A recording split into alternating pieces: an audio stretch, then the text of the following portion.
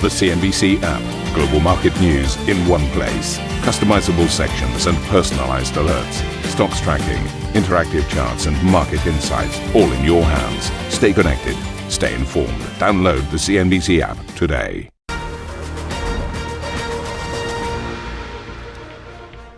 Welcome to Squawk Box Europe. I'm Karen Cho with Juliana Tattelbaum. These are your headlines. In corporate news, Novartis says it's well on track to achieve its guidance for the year as Q3 operating income surges by a quarter, countering the impact of generic drug erosion in the United States. We'll hear from CEO Vas Narasimhan at 7:15 London time. BNP Paribas backs its full-year forecast despite Q3 revenue and net income falling short of consensus. This is the French lender who fights back against a shock U.S. court verdict that breached sanctions on Sudan.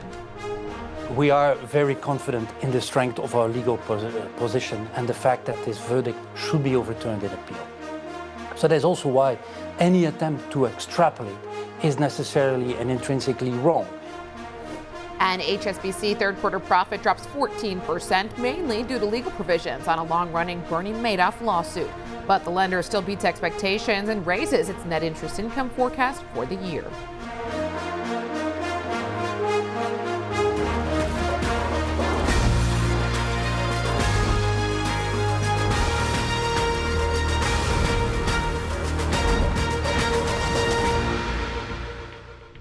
Good morning, everyone. We've loaded up our top headlines with a whole bunch of corporate stories, and the reality is we're in show and tell season. We're going to see it stateside later this week with the Mag 7 stocks.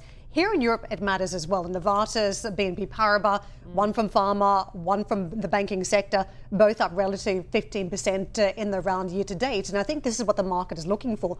Justification for the rally we've had so far. Is there more in it in terms of a late cycle rally? And that was what we were talking about yesterday, a late cycle rally. And some of it's been driven by the geopolitics. We've got President Trump in Japan today. We've got the same argument there about spending more on defense, more commitments of investment in the United States. So the same geopolitical rally story we've seen all year.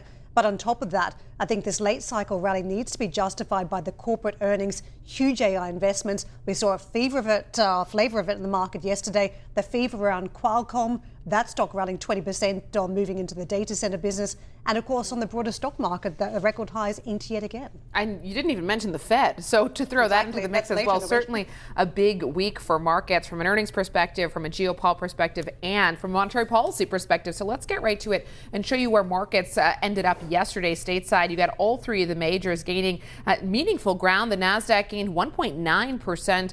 The S&P 500 about 1.2% higher, with 9 out of 11 sectors positive, led by communication services, which rallied about 2.3%. Consumer staples, obviously one of the more defensive parts of the market, was the laggard, down about 0.3%. As far as the Asian trade goes, we are seeing a bit of a change in tone there, a sell-off in Asia, perhaps some profit taking after the strong moves higher we've seen. The Nikkei 225 down about 0.6%. The Hang Seng over in Hong Kong down about 0.6% as well. As for Europe, here's the early indication as investors digest those earnings that we ran through in the headlines and more. Right now, we are looking at a modest pullback across much of Europe.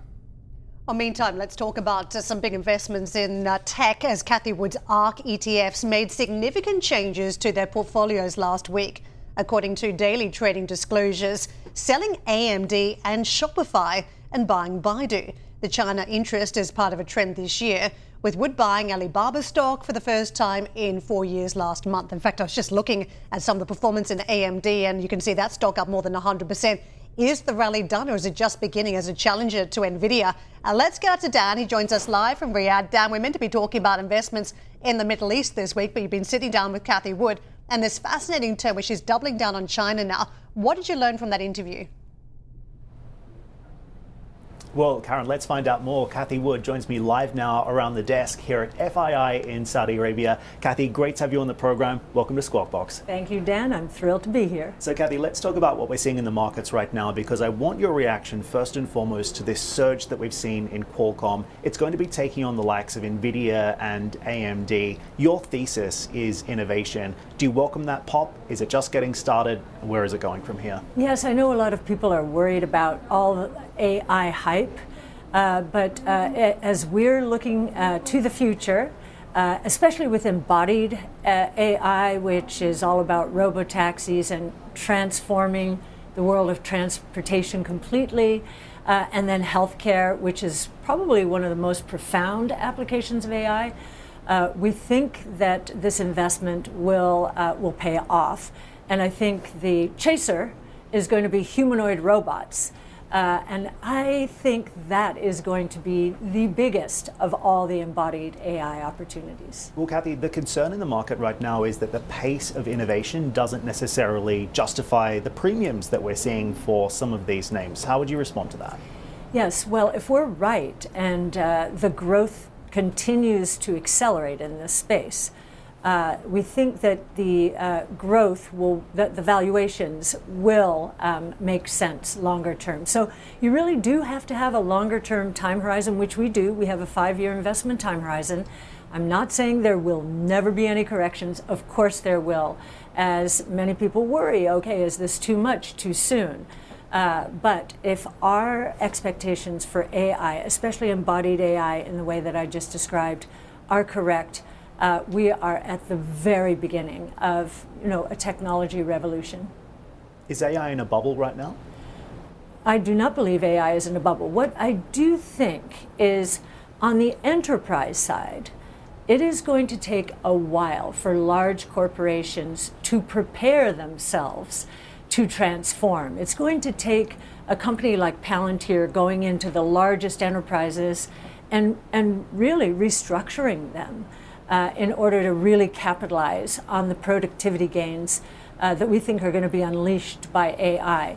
In the consumer space, the consumer loves all of this, and I think we're all looking forward to our personal assistants doing our shopping for us. Well, I am.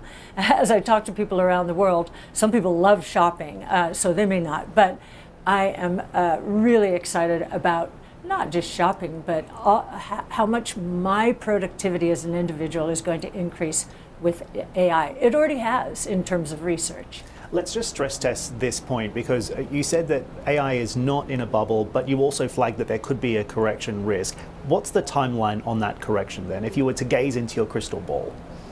I think we're going to reach a moment in the next year where the conversation will shift from lower interest rates to rising rates, but it will be for a good reason.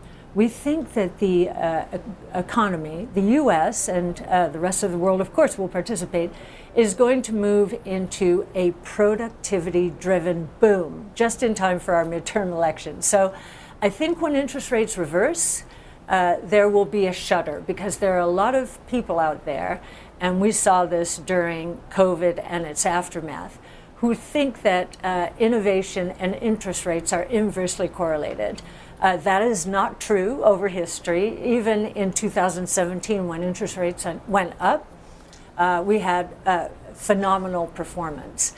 So I want to disabuse people of that notion, but nonetheless, the way algorithms work these days, we think that there will be a reality check, shall we say. A reality check. Okay, so if we do come into this higher rate environment, as you're suggesting, then how should investors be thinking about allocating in the innovation space? Of course, we look at ARC up more than 50% YTD.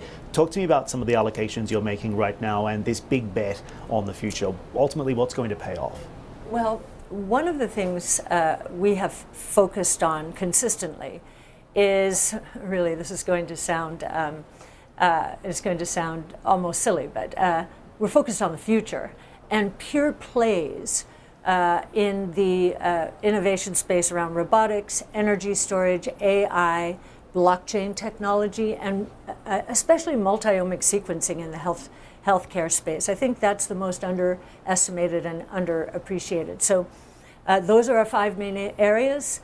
They involve 15 technologies, and we think they're converging to create really explosive growth opportunities. What do you think has changed in the market that is rewarding your strategy again? Because I also think it's fair to say, since our last conversation in Abu Dhabi a couple of years ago, you've been through a pretty rough patch, right? Yes, we went through a very rough patch. And in fact, during the 4 years prior to this administration, we were facing increasing regulation, a massive increase in interest rates, supply chain shocks, all of which impacted unit growth. And unit growth really drives innovation. The faster units grow, the faster costs decline. And so we're through that. And more important, in this administration, we have with OB3, the One Big Beautiful Bill, massive tax changes that are going to take the effective corporate tax rate in the United States down to what we believe is 10%. Statutory will still be 21%, but with the accelerated depreciation, massive accelerated depreciation in manufacturing structures, equipment, domestic R&D, and software, we think that that is going to turbocharge innovation in a way that people do not appreciate right now. And that is one of the reasons we do believe we're moving into next year. We'll see this idea of a productivity-led boom in activity. Not to get political here, but do you think the Trump administration deserves some credit for that as well? Yes, I do. I absolutely do. They're very focused on deregulation, massive deregulation. We have a crypto and AI czar. Never have had that before. And they are focused on business-friendly policies, inviting more foreign direct investment into the United States, especially in the manufacturing realm. So the depreciation acceleration applies to manufacturing structures. This has never happened before. For the next 3 years, if a manufacturing structure is underway, its first year in service, during its first year in service, a company will be able to depreciate it 100% in year one, as opposed to over 30 to 40 years. Right. That's a massive tax cut. Let me ask you about what's happening inside the GCC as well. We're at an investment conference in Saudi Arabia. Are you worried about the speed, depth, and pace of spending that we're seeing on the infrastructure layer here, particularly when it comes to AI? Lots of talk about the pressure that that's putting on public finances, access to this technology as well from the United States, from China, etc. Just give me your read on what we're seeing inside the GCC today. Well, as we talk to companies about this boom in AI, the struggle is there still for data centers. And, this discussion was very US-centric in the beginning. Data centers, oh no, we don't have enough power. And I always thought, well, wait a minute, other parts of the world, especially the Middle East, can help solve that problem. And so it's not a surprise. I think the Middle East is capitalizing on this very important opportunity. What's the opportunity for you in this part of the world then?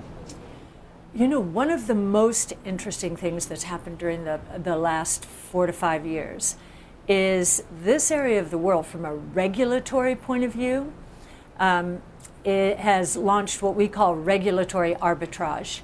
They want innovation. The Middle East wants more and more innovation in this area. And I'm seeing a lot of companies and people moving resources, including themselves, into this area of the world because of regulatory arbitrage. Regulators and policymakers in this part of the world want to attract investment and talent, and they are. So we think it's terrific. And it's going to solve some of the bottlenecks, as we just described, that are out there, given this boom in AI and other technologies. Talk to me about Bitcoin quickly as well. Where are we going to end the year? Oh goodness, I don't know. We don't do short term. Our long-term forecast in the base case is around 750,000 from about 115,000, 120,000 now. And our bull case is 1.5 million. Now, I will say something's happening we did not expect. Stable coins are taking off. Tether and Circle, Tether being the largest, especially in the rest of the world outside the US, they are taking off and usurping one of the roles we thought Bitcoin would serve: the insurance policy against disastrous fiscal and monetary policies that destroy wealth and purchasing power in especially emerging markets, which we think is a great thing. Bitcoin has been too volatile. People in the rest of the world want dollars. These stable coins are backed primarily by dollars. So taking a little bit out of Bitcoin there, but we still think north of $1 million in our bull case is very possible. Okay, we watch and wait to see what happens. All Kathy, right. wish we had more time, but thank you so much for joining us on the program today. Thank you, my pleasure. Kathy Wood there from ARK Invest, live with us here on Squawk at the FII conference in Saudi Arabia. With that, it's back over to you. Dan, thank you so much for bringing us that interview. Great to hear from Kathy herself. Coming up on the show, we'll get the latest from Tokyo as Trump meets with newly elected Japanese Prime Minister Sanae Takaichi. Plus, we'll break down HSBC's third quarter results as profits slide but shares rise. But before all that, we'll be joined by Vas Narasimhan, CEO of Novartis, as new drugs help deliver a better than expected jump in third quarter operating income.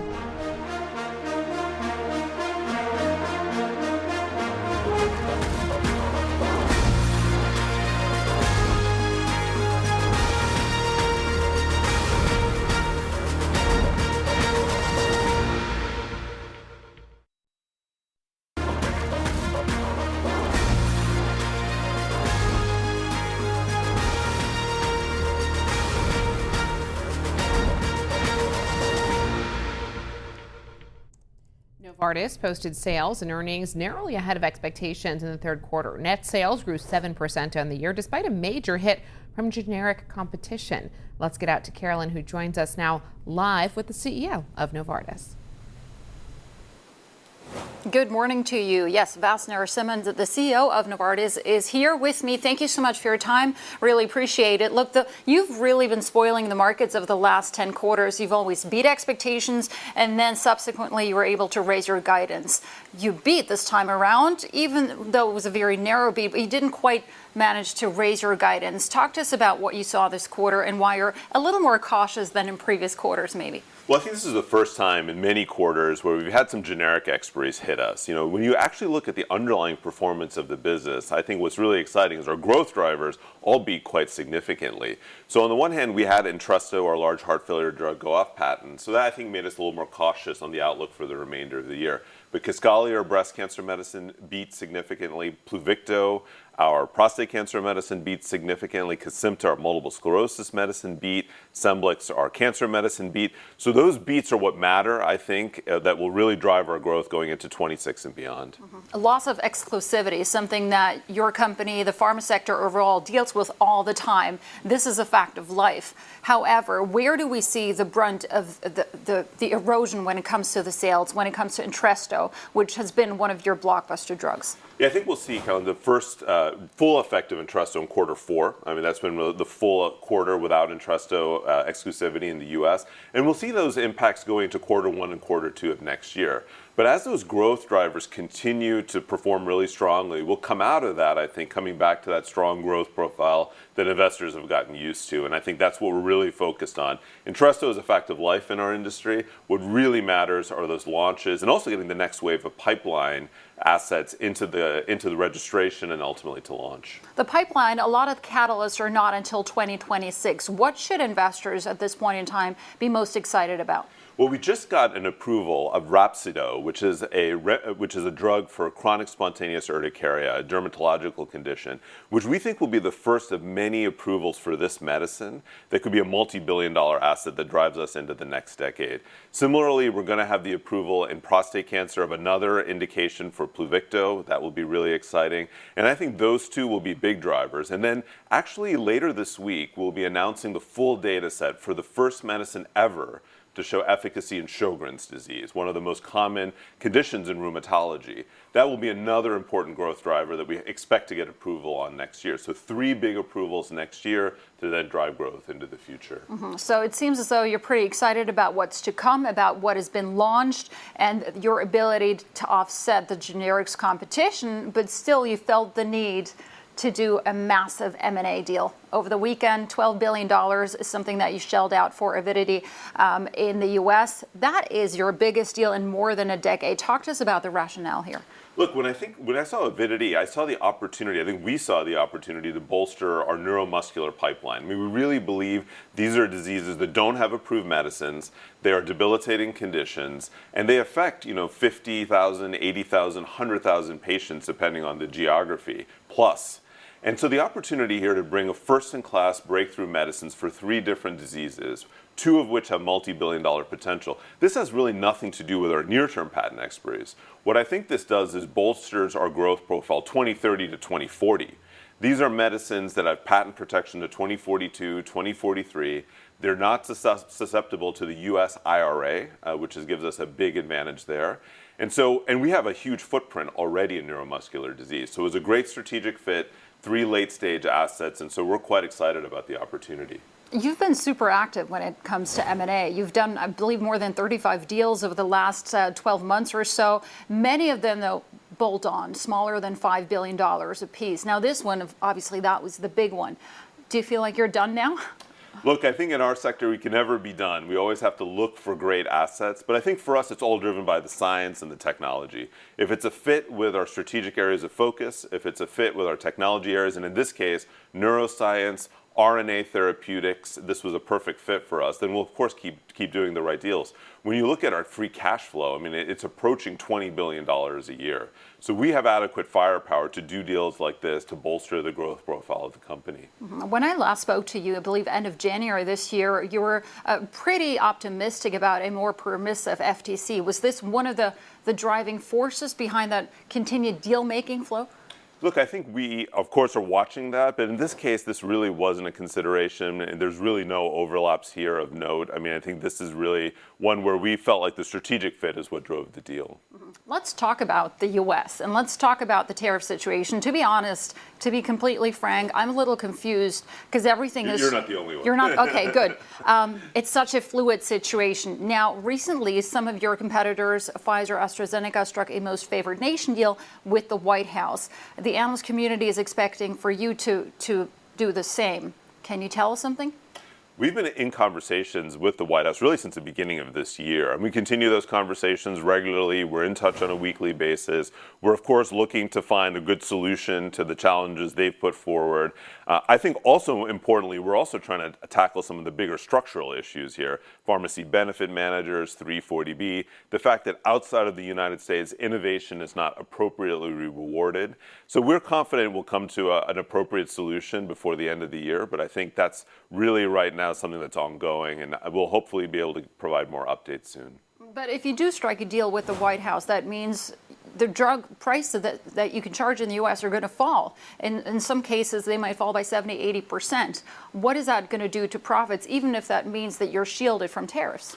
I think really what's going to happen here is you're going to have fewer launches in public markets in the target countries outside of the United States. So I think prices in the U.S. will adjust, but they'll adjust modestly. I think really what you're going to have is a situation that unless overseas countries, these particularly as the administration is focused on the G7 plus Switzerland and Denmark, if they don't raise their prices up to reward innovation and on par with the U.S., companies won't launch in the public market in those countries.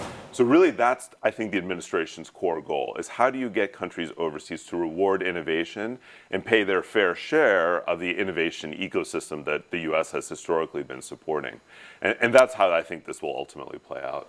Do you think these G7 nations plus Switzerland, are they happy to raise prices? Not necessarily so. I think this is going to be a challenge. It's going to take years to unfold. I think there's multiple elements to that. Of course, we want better rewarding of innovation. There's also a number of mechanisms like clawback mechanisms that claw back excess revenues. There's hidden taxes. I mean, I think all of these things will have to get addressed.